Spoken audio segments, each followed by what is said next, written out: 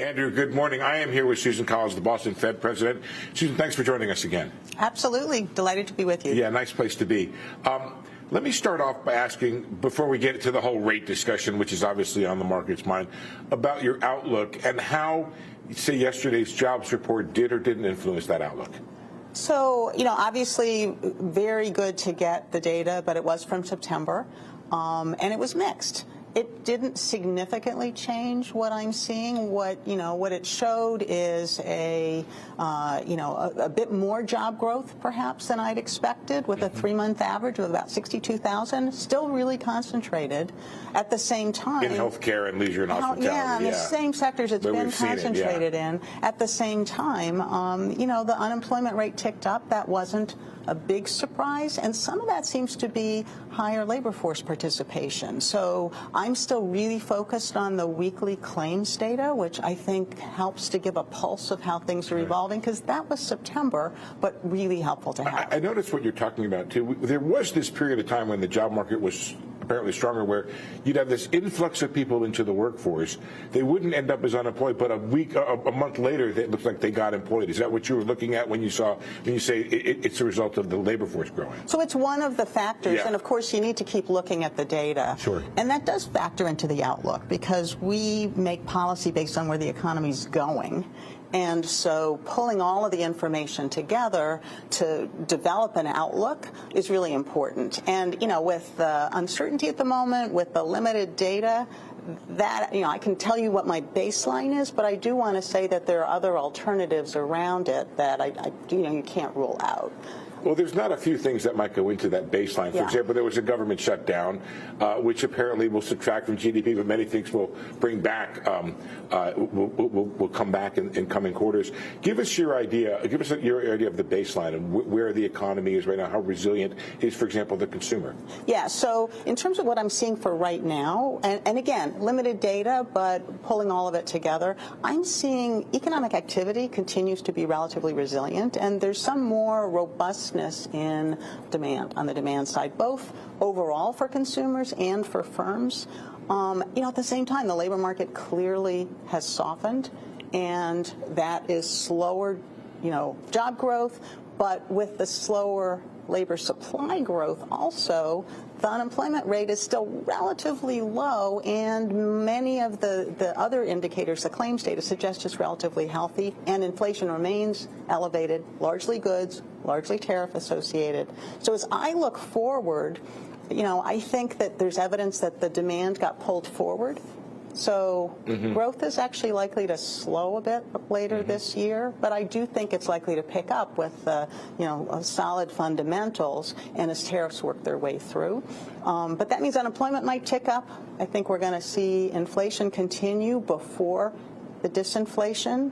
Relatively benign scenario, and that's something that I'm quite focused on. So where does that put you in terms of policy? Let me just ask the first question, which is, how restrictive do you see Fed policy now, and is a restrictive policy appropriate policy now?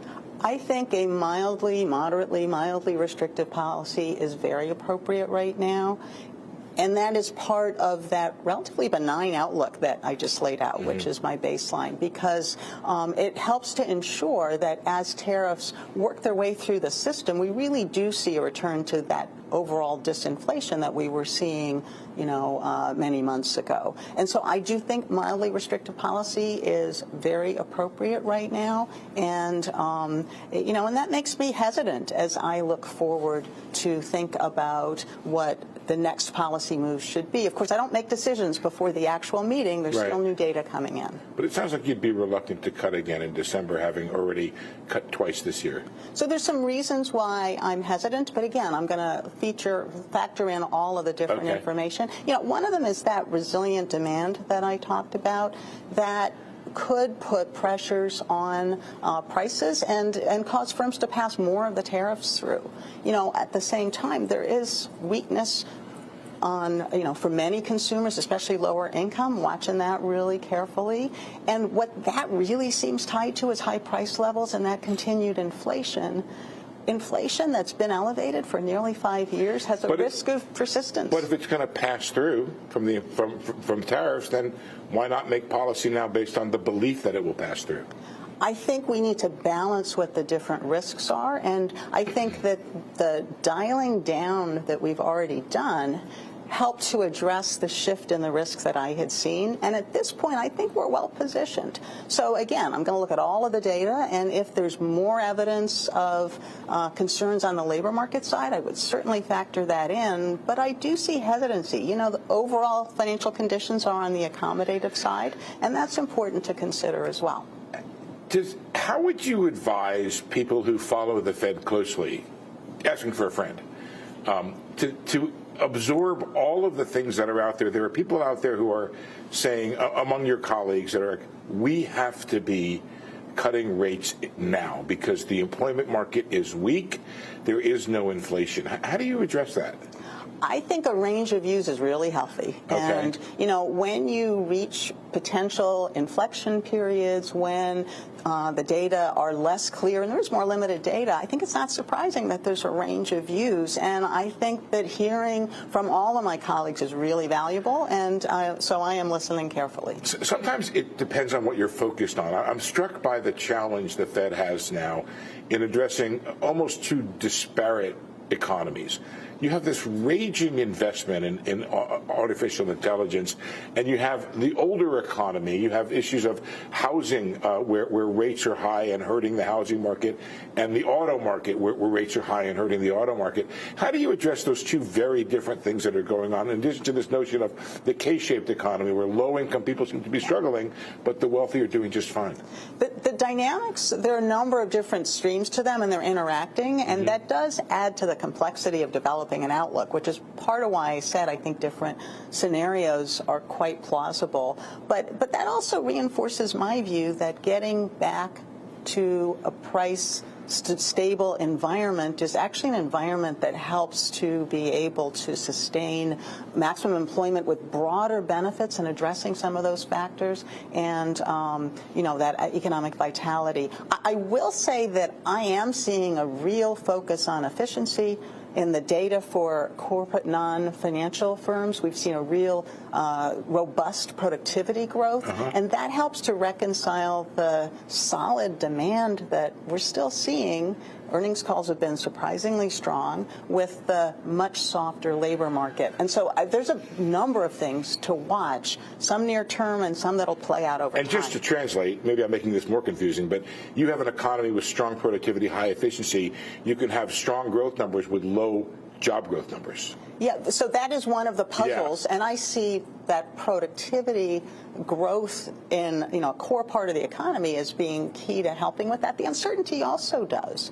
You have firms that have an efficiency mindset. I hear about that from all of my contacts, large firms, small firms, and it's not just AI, although that is part of it and a growing part. It's Right. also production processes and more traditional automation, and that is helping firms to meet robust demand, even though they're not necessarily hiring, and that's something we're watching carefully. I want to get to the conference that we're here to cover today, but before I get there, is it possible, if productivity is so much higher, that potential growth is also much higher? So it's certainly possible that our potential growth rate will, you know, be somewhat stronger, and that would be good news. That's an environment in which, you know, economic vibrancy over time. But would you set really policy ahead of that, or do you need to see that first?